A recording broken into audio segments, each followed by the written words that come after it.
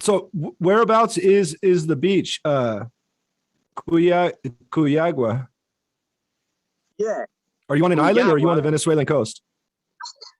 Isolated like an island, but it's connected to the mainland. So there's just one street going here, and you have to pass a long road, and that's how you get here. So when you're here, it's like an island because it's difficult to get anything from outside. How did you come to be in Venezuela?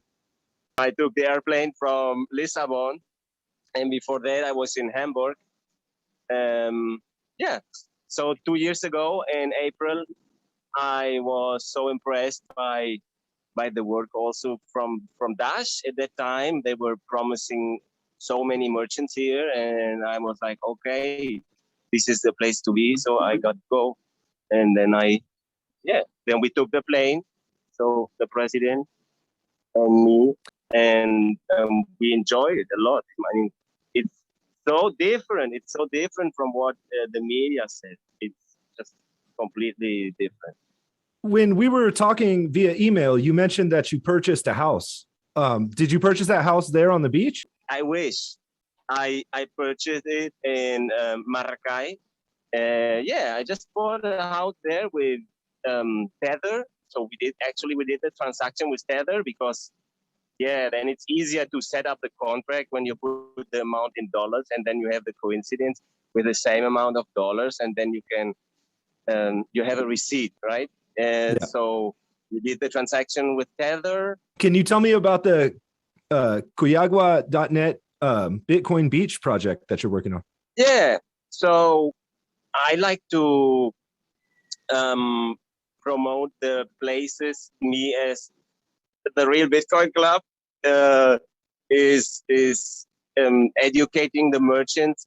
I want to drive customers to their places too. So it's not just I go there and onboard them and then put the sticker on the door and say, yeah, I did it.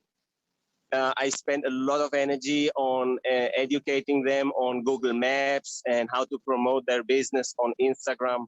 And I decided to set up a dedicated homepage for this town, which doesn't have one. And wow, it's such an opportunity. I mean, every city in Europe has a website. I've never seen a town without a website. So that's how we want to get the Bitcoin Beach a little bit more famous also, so that we offer this free service of setting up the website for them at Kuyagua.net and to attract international tourism to them and do the translation of the emails.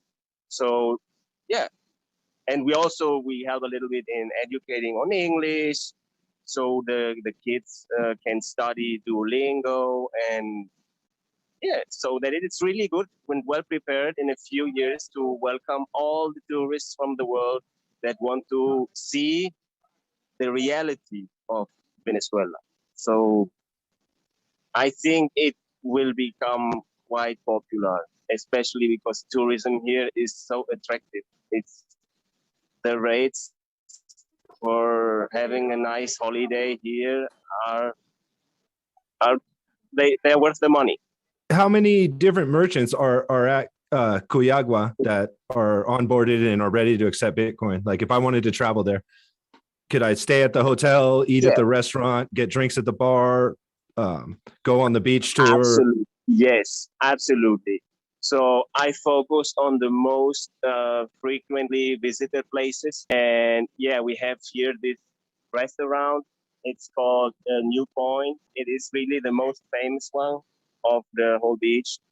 They do a lot of work to make a beautiful decoration. They have like 6,000 Instagram followers, and every weekend they have full house. Here you can pay with any kind of crypto. You pay with any pay. You pay Dogecoin, you pay BTC, Lightning, BCH, Dash.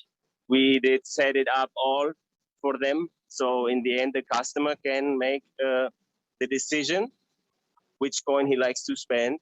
And I introduced them to side shift so they can change the receiving coin to whatever they want to receive. And yeah, I also introduced them a lot to Bitrefill so they can do recharges, and they love it. I think I'm losing the topic. You wanted to know about the places and how many there are. So this restaurant, then there is the surf school, and they are also now on Google Maps. All of these places they weren't existent on Google Maps, and now they are. So it's the restaurant New Point, it's the surf school Escuela de Surf Kuyagua. It is at the beach. That's it. This is the place you want to be when you're at the beach. The others, they are a little bit shy still, of course, because it's new and they are used to have a much easier with receiving paper money, right? It's for them. It's just the comfort of still receiving paper money, and they believe that it has value, and they are not so conscious about the inflation of the dollar. They think the dollar doesn't have so much inflation, but I mean, we know that it does. So, but and up in the town, the pizzeria and the local supermarket, the biggest one, they both work with the supermarket worked with Binance. So they were already working with Binance. And then I told them how to use a non-custodial wallet. Yeah, you can buy any kind of food, everything. You can seriously everything. Everything you need, you can buy here with Bitcoin and or Bitrefill, because the kids or anyone who's growing food here, they want phone recharges. So I managed to get a lot of food for phone recharges. Yeah. So what, like you go to the restaurant and instead of paying the bill, they give you the food and you just top up the phone? Well, at this place here, they receive the payment via AnyPay. And the locals, which are not too much into it yet, or they don't have a smartphone to manage their own wallet or their own Bitrefill account, to them, sometimes I did them the service to trade a phone refill for a bag of vegetables. Trade basically without touching paper money. So if and by time everybody here is really interested, they want to learn it. They are asking me when I will give the talk. Can you tell me about your work with the Real Bitcoin Club? Actually, the Real Bitcoin Club is that dog, right? Is that dog? She's the president, and some crazy guy who just thinks that his purpose of life is promoting Bitcoin. It started in Barcelona in 2018 when the banks, they closed my bank account in 2017. Then I swore that I'm not going to kiss their feet anymore, and I would just go and promote the use of Bitcoin. And at that time it was Bitcoin Cash, which was the most useful and had the most hope by the community. So I started this Bitcoin Cash neighborhood. We onboarded 40 places, like the president and me, right? She plays a very important role in this.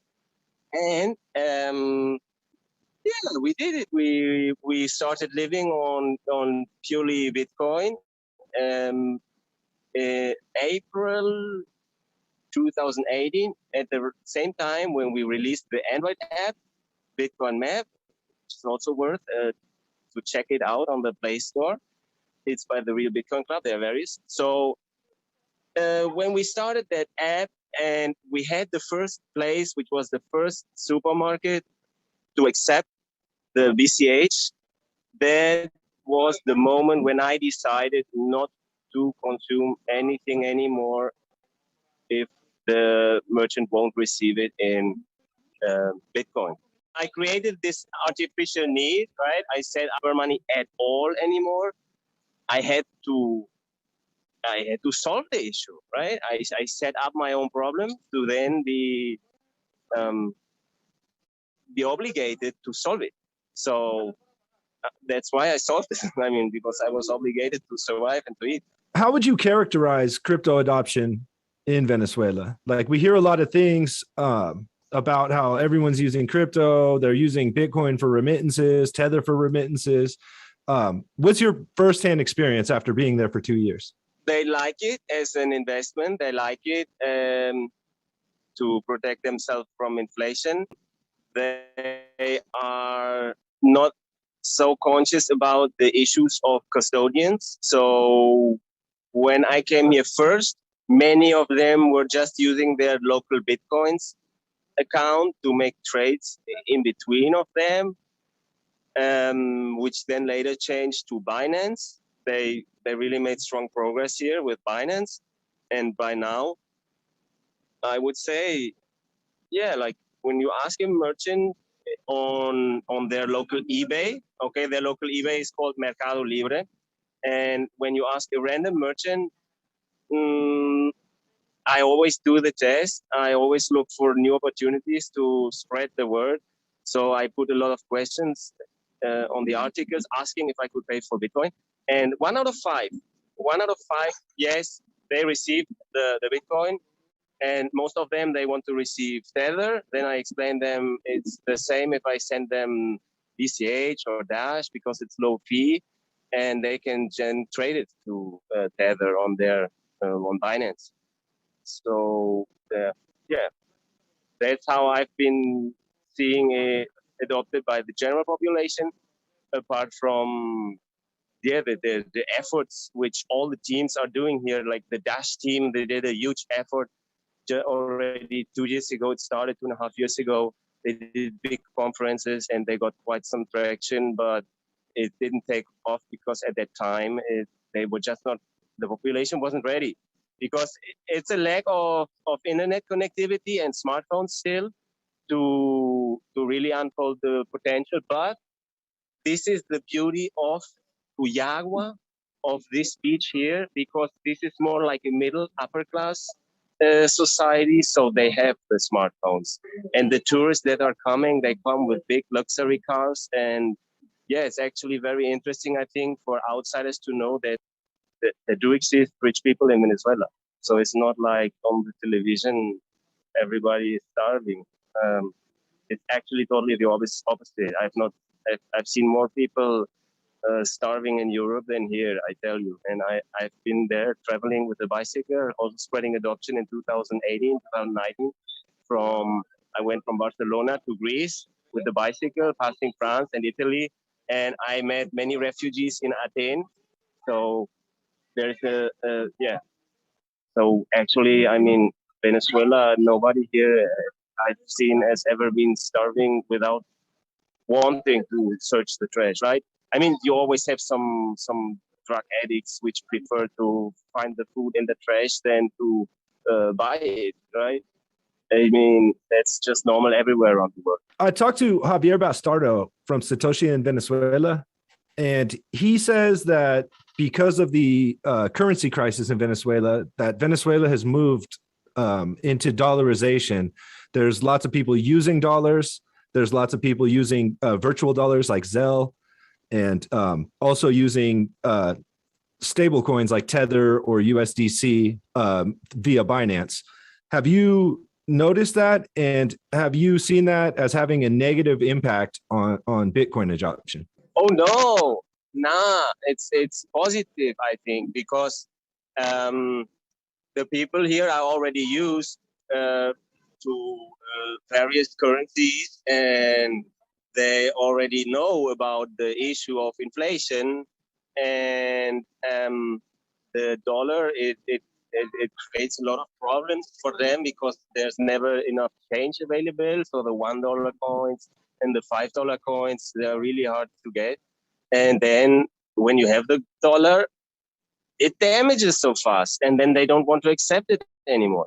So if you have a little bit of color on that, they don't want it. They look for the most shiny bills only. And you get in a lot of trouble when you want to pay with dollars because it's always like it takes, I mean, sometimes it takes 10 minutes to find the change. It's hilarious. I mean, it's so much more practical to pay with a digital dollar. Yeah, and yeah, okay, they've been using also digital dollars. I don't think here too much.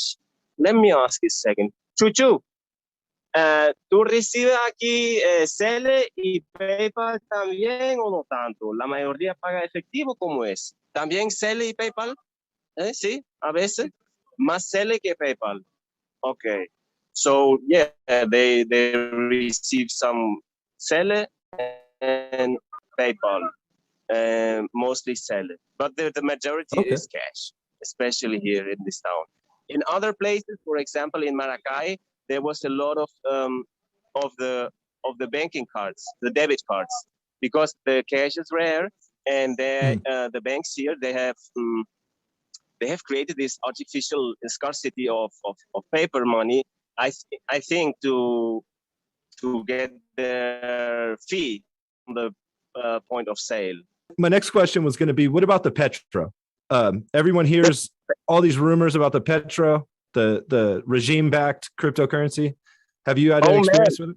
Yeah, that reminds me of a story that I forgot to tell on the website, the realbitcoin.club,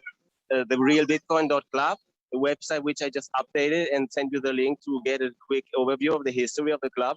I totally missed to mention that in Caracas, I supported a place to learn how to accept the Petro, then how to change the Petro for BTC on local Bitcoin, and then, no, the Petro, they changed it for BTC on the Petro exchange. And then when they have it in BTC on local Bitcoins, they change it for the Bolivar. And then with the Bolivar, they buy the new ingredients for the bakery. So that is how we got the circle closed, and we got the first bakery in Caracas making lots of cash with the Petro, because the Petro was gifted through the society. Yeah, they had one desk for selling their bread, and then they had 5. Okay, so there was so much demand of people lining up in front of the bakery from the morning, from 7 o'clock. They were lining up until 7 in the evening to spend their Petro, and it was like the only place they would come 20, 30 kilometers to this place to spend their Petro. And the Petro was then also introduced to the gasoline stations, which I thought would be a big thing, because the gasoline station was forced to accept the Petro at the national rate dictated by the website of the Petro app, which is like $60. But you can buy the Petro cheaper in the free market. So you can buy the Petro in the free market from $15 to $20, and then you could spend it at the gasoline station at $60, which I thought would be very attractive to people. They would run there to spend it, but it didn't happen too much. And I think when then it happened a little bit more, the gasoline station stopped accepting the Petro. So they also, I've heard rumors that there were gas stations accepting Bitcoin Cash or Bitcoin. Actually, everybody here is more into BTC than MBCH. It's just because they like the biggest brands. Okay, so Venezuelans are very brand aware. They love brands. You mentioned in our emails that you were also working with people to earn Satoshis over Lightning using Microlancer and other micro-tasking sites like that. I tested Microlancer. It worked very well.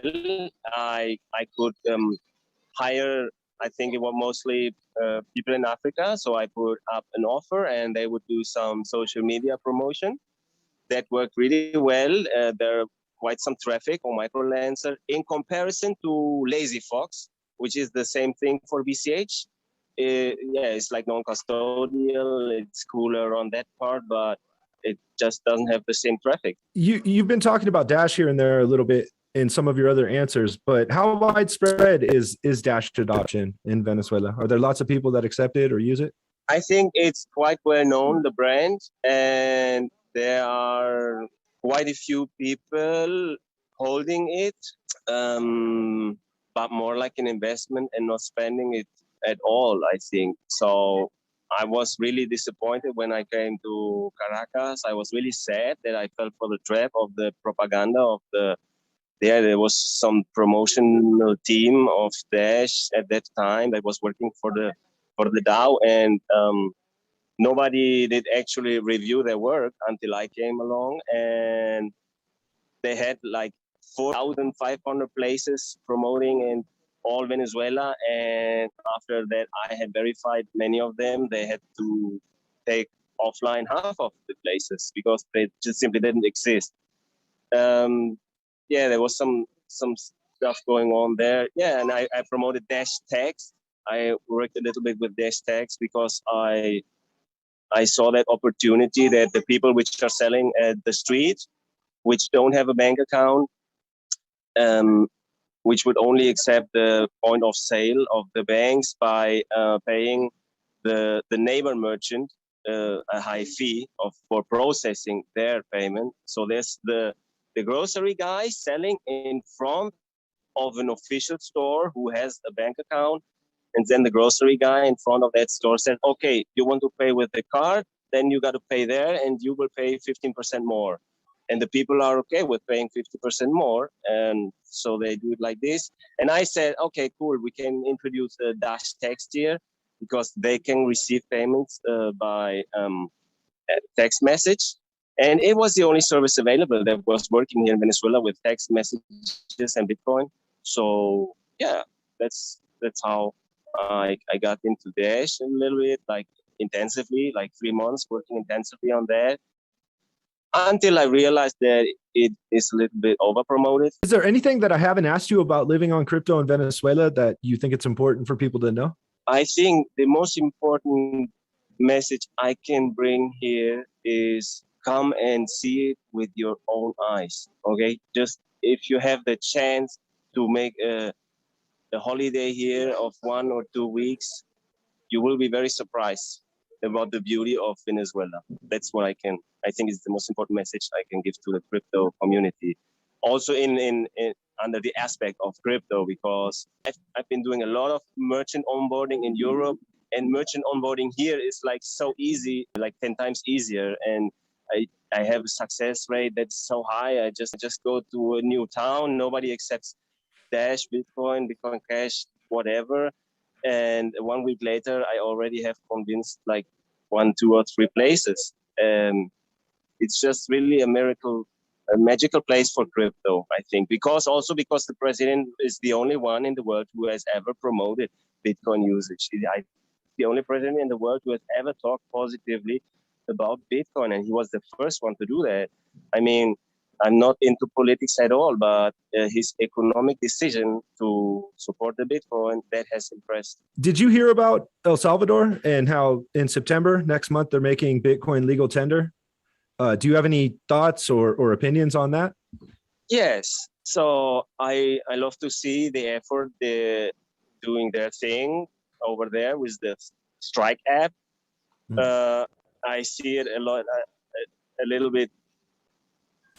I don't think they will offer the population the best solution for them. I think they are more interested in promoting their Strike app and the Lightning Network. So, but I really appreciate what they do, and they just published a video in Spanish explaining Bitcoin for grannies on the El Salvadoran Bitcoin Beach channel, and I take it and I share it with the community here because it makes it's just cool.